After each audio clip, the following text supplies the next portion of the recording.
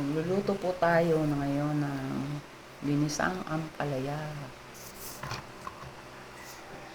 Hi, good morning. Ito po, ang ulam namin ngayon ay ginisang ampalaya with lalagyan ko ng itlog.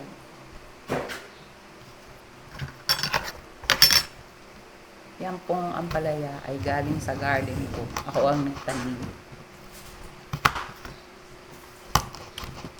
Kaya, healthy po. Healthy. Yan. May mapula na. Oh. Meron ng hinog. Na buto. Kasi naano na nga siya eh. Naipit dun sa bakal.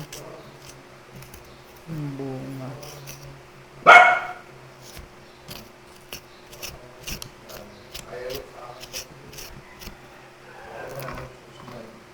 Napakasariwa po nito ang palaya ko. Pagagaling lang yan sa puno ngayon kakakuha-kuha ko lang. Ayan o, tingnan mo. Ayan. Hindi ko yan binili. Kinuha ko po yan sa tanim kong ang palaya.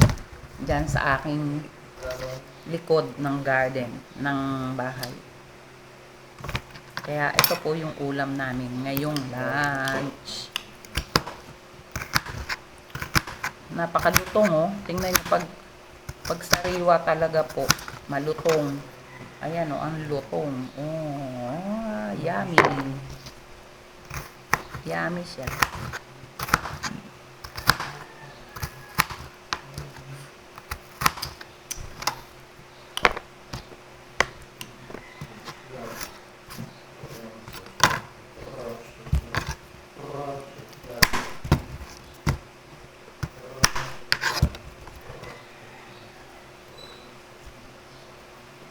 Yummy, yummy. Yummy, yummy ang aking malunggay. Ay, ang palaya. Malunggay to. Yummy na masustansya pa. Healthy to, healthy.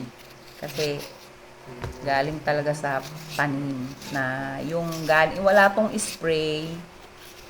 Wala tong mga kung ano-ano. Binabalot ko lang yan sa plastic para hindi siya magkaroon ng uod.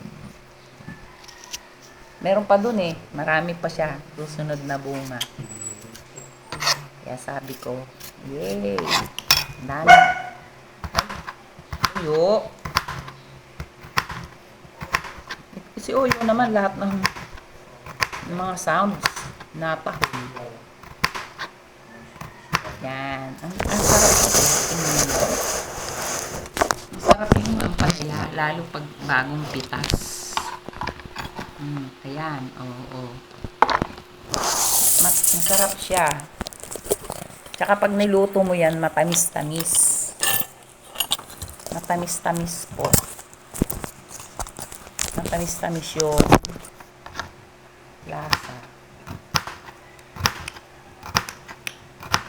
Gusto yun ng mga anak ko eh. Minsan di sila nakain yung galing sa palengke, sobrang pait daw sabi nila. Pero itong tanim ko, hindi siya mapait. Hindi ko yan nilalama sa asin. Pero bakit ganon? Hindi masyadong mapait. Teka lang. Thank you for watching.